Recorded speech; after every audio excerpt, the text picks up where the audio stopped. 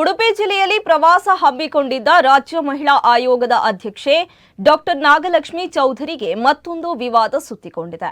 ಚೌಧರಿ ಮಾಜಿ ರೌಡಿ ಶೀಟರ್ಗೆ ಆಶೀರ್ವಾದ ಮಾಡುವ ವಿಡಿಯೋವೊಂದು ಇದೀಗ ಸಾಮಾಜಿಕ ಜಾಲತಾಣಗಳಲ್ಲಿ ವೈರಲ್ ಆಗ್ತಾ ಇದೆ. ಇತ್ತೀಚೆಗಷ್ಟೇ doctor Nagalakshmi Chaudhary rowdy sheeter Puneeth ಕೆರೆಹಳ್ಳಿಗೆ ಶುಭ ಹಾರೈಸಿದ ವಿಡಿಯೋ ಸಾಕಷ್ಟು ವೈರಲ್ ಆಗಿ ವಿವಾದ ಸೃಷ್ಟಿಸಿತ್ತು. ಇದೀಗ ಉಡುಪಿ ಜಿಲ್ಲೆಯ ಪ್ರವಾಸದ ಸಂದರ್ಭದಲ್ಲಿ ಅವರೊಂದಿಗೆ ಇದ್ದ ಮಾಜಿ ರೌಡಿ ಶೀಟರ್ ಸೋನು ಸುಧೀರ್ಗೆ ಕಾರ್ನಲ್ಲಿ ಕುಳಿತು ತಲೆ ಮುಟ್ಟಿ ಆಶೀರ್ವದಿಸುವ ವಿಡಿಯೋ ವೈರಲ್ ಆಗ್ತಾ ಇದೆ. ಇನ್ನು ಸೋನು ಸುಧೀರ್ ವಿರುದ್ಧ 2 ಪ್ರಕರಣಗಳಿದ್ದು 2021ರಿಂದ 23ರವರೆಗೆ ಕಾಪು ಪೊಲೀಸ್ ಠಾಣೆಯಲ್ಲಿ ರೌಡಿ ಶೀಟರ್ ಆಗಿದ್ರು.